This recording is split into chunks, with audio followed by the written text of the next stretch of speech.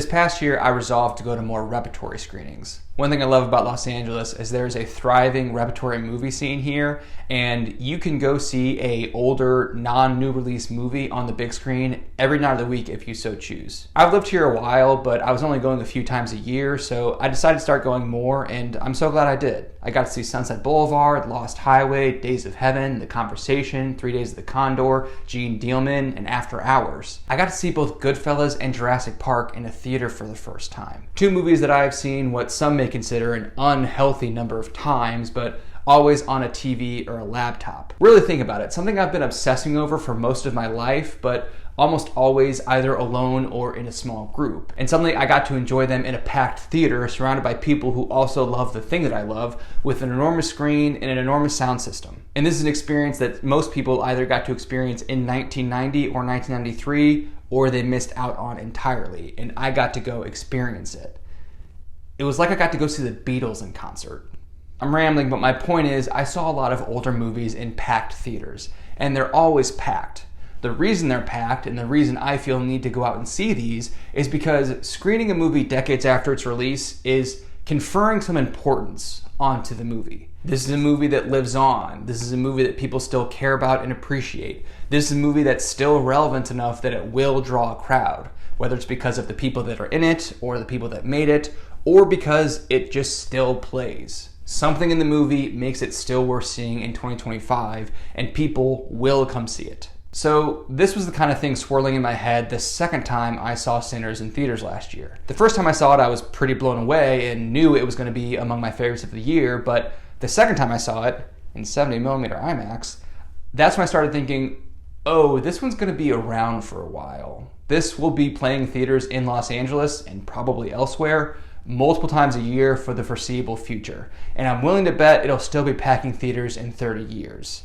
That's what I think we have on our hands here. Sinners is a horror thriller action movie that has enough scares, thrills, and violence to satisfy fans of those genres, but what I'm so impressed by is how the movie is able to take the ideas underpinning those genre elements and carry them to their natural conclusions to make some pretty thought-provoking social commentary. We open with a prologue narrated by Wunmi Masaku, where she basically tells you everything that's about to happen in the movie. That some people have a musical gift that can pierce the veil of time and space and summon the cultural spirits of past and future. And this kind of gift exists in different cultures, and that when this gift is used, it can attract evil. And that's the movie, laid out in the first 30 seconds. After the prologue, we get a title card setting us in Clarksdale, Mississippi in 1932. Put a pin in that.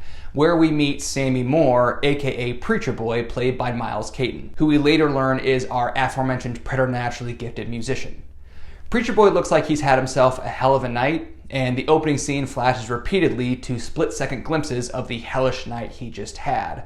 These flashes are both effective jump scares and important place setting, letting the audience know what kind of movie they're watching, that it's going to get intense, violent, and supernatural.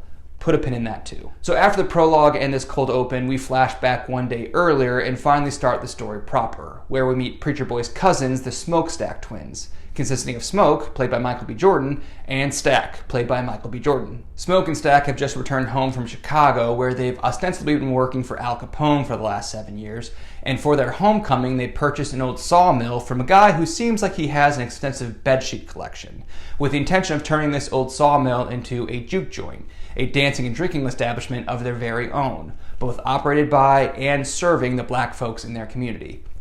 Put a pin in that. The first 40 minutes is one big assembling the team sequence, as Smoke and Stack pick up Preacher Boy and a host of other people to get everything ready for their grand opening.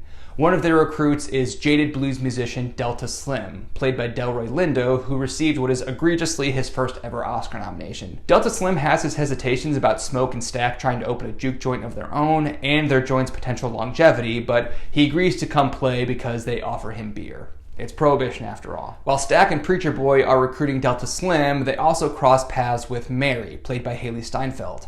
with whom Stack has a complicated romantic history wherein they were driven apart by societal circumstances. Elsewhere, Smoke goes to see Annie, played by Wamini Masaku, with whom Smoke has a complicated romantic history wherein they were driven apart by tragedy. Let me pause here and say a couple of things. I said earlier that Sinners has the scares, thrills, and kills to satisfy the genre fans, and trust me, I like scares, thrills, and kills as much as the next guy, but it's really this stuff between the characters that really works for me.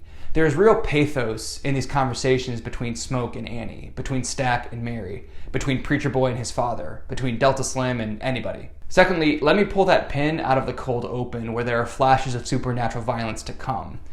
In these first 40 minutes where Smoke and Stack are getting ready to open their juke joint and introducing us to various members of their community, I found this stuff so compelling and I was so sucked in that I legitimately forgot that supernatural violence was coming, even though the trailers and the prologue and the cold open all explicitly promised it. I guess if Ryan Coogler had just wanted to make a movie only about opening a juke joint in 1932 Mississippi, apparently I would watch that and be really into it. But instead, after they assemble the team, we cut to a house in the middle of nowhere, and Jack O'Connell abruptly falls into frame. Notably, he enters from the top of the frame, almost as if he's a fallen angel. Jack O'Connell plays a character named Remick, who is being pursued by a group of Choctaw Native Americans, and he seeks refuge with a KKK couple. The Choctaw seemingly recognize what Remick is, namely that supernatural evil promised by the first couple scenes, but the setting sun forces them to retreat. Remick is then free to spread his evil to the KKK couple, and then they're on a collision course with our friends over at the juke joint. And the latter half of the movie becomes a bit of a constrained horror chamber piece. One of the first things we see after the prologue is that title card setting us in Clarksdale, Mississippi in 1932. And that's an extremely purposeful time and place to set the movie because, as other people smarter than me have pointed out, Robert Johnson is an important reference point holding this movie together, both in character and in theme.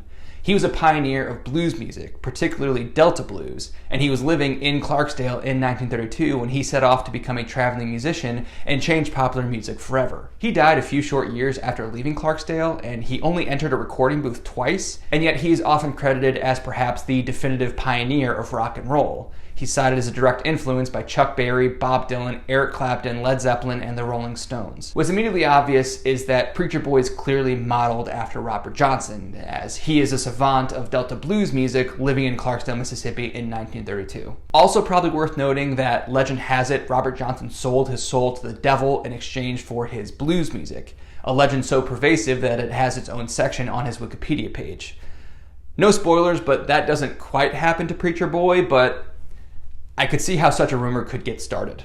If you watch Creed or Black Panther, it's clear that Ryan Coogler has a special ability to take a familiar story, whether it's within a familiar franchise or within a familiar genre, and infuse those stories with big ideas, making his movies more thoughtful and considered than their genre and franchise counterparts.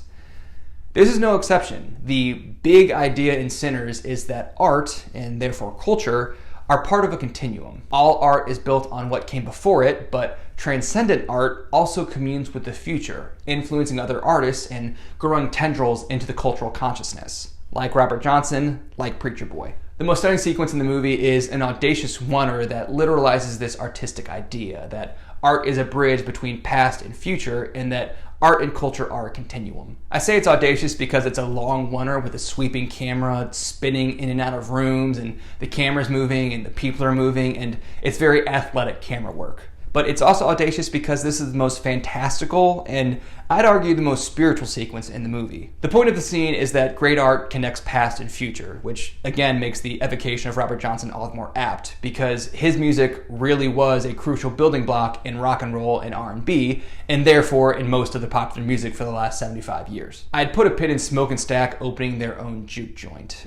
Their idea is to have a business of their own, but also have a place for their community to play music, dance, drink, play cards, etc. They are attempting to build something that's theirs, for themselves, for their people, for their culture. And a tale as old as America itself is that the powers that be will never let black folks build something that's theirs. As the supernatural evil circling the juke joint, Remick hears Preacher Boy's transcendent music that can pierce the veil and speak to the cultural past that it's built on and the cultural future that it's building to. He hears that and he wants that for himself, for his culture. He wants to subsume black bodies and black culture for his own means. Is this a nod to the fact that the history of pop music in the United States is littered with black musicians creating a new sound and then white artists kind of stealing it and making it mainstream? Probably part of it. In the first half of the movie, Delta Slim tells Preacher Boy a really depressing story about him and his friend Rice, how they're able to make a little bit of money playing music for rich white folks some years back.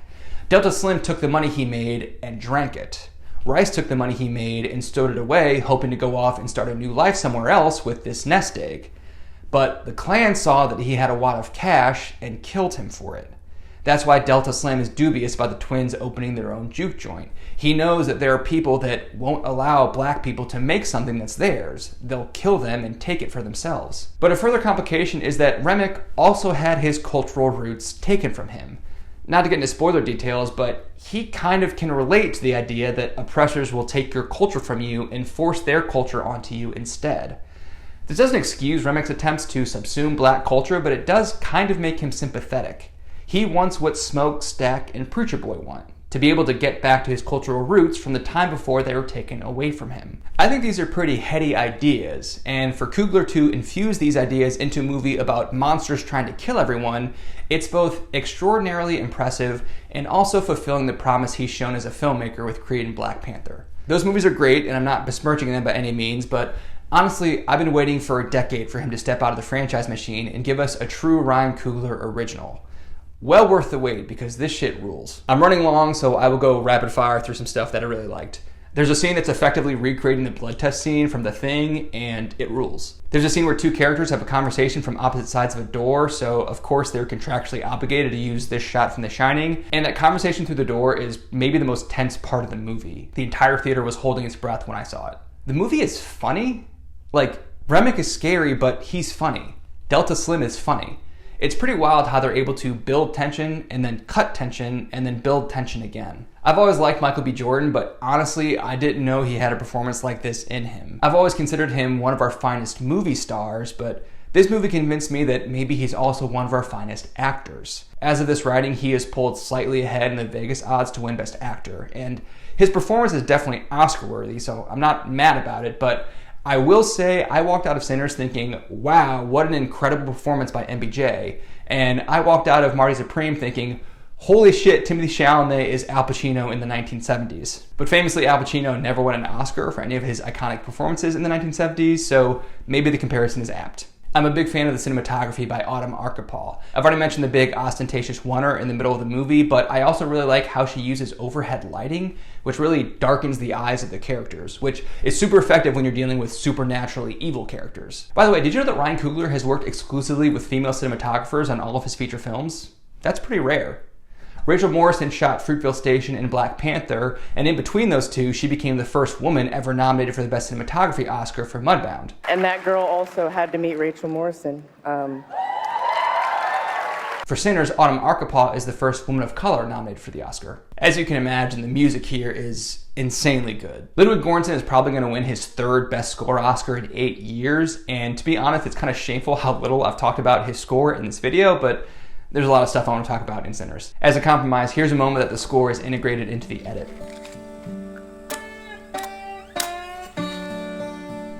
I love that shit. The blues music here is incredible, but the Irish music is also pretty great.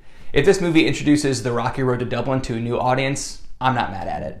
Will You Go, Lassie Go ended up being one of my top songs on Spotify in 2025. By the way, the first time I saw the movie, they played Will You Go, Lassie Go, and I recognized the melody, and I realized, oh, a lot of the songs I heard growing up going to Catholic Mass were just Irish and Scottish folk songs where they stole the melody whole cloth and changed the lyrics to be about Jesus. I wonder if that's thematically relevant to everything going on here. To return to my opening comments about repertory screenings, another thing that I was thinking about as I got to see these older movies on the big screen was how cool it must have been to go see The Conversation when it was new in 1974. Oh, the guy that made The Godfather has a new paranoid thriller with a guy from Bonnie and Clyde and The French Connection? Brother, let's go yesterday. Watching Sinners 3 times in theaters, I kind of took a step back outside myself and felt some gratitude that I get to be around for the first runs of these movies that Ryan Coogler is making with Michael B. Jordan and Ludwig Göransson. It's really cool that we all get to be here on the ground floor of something special.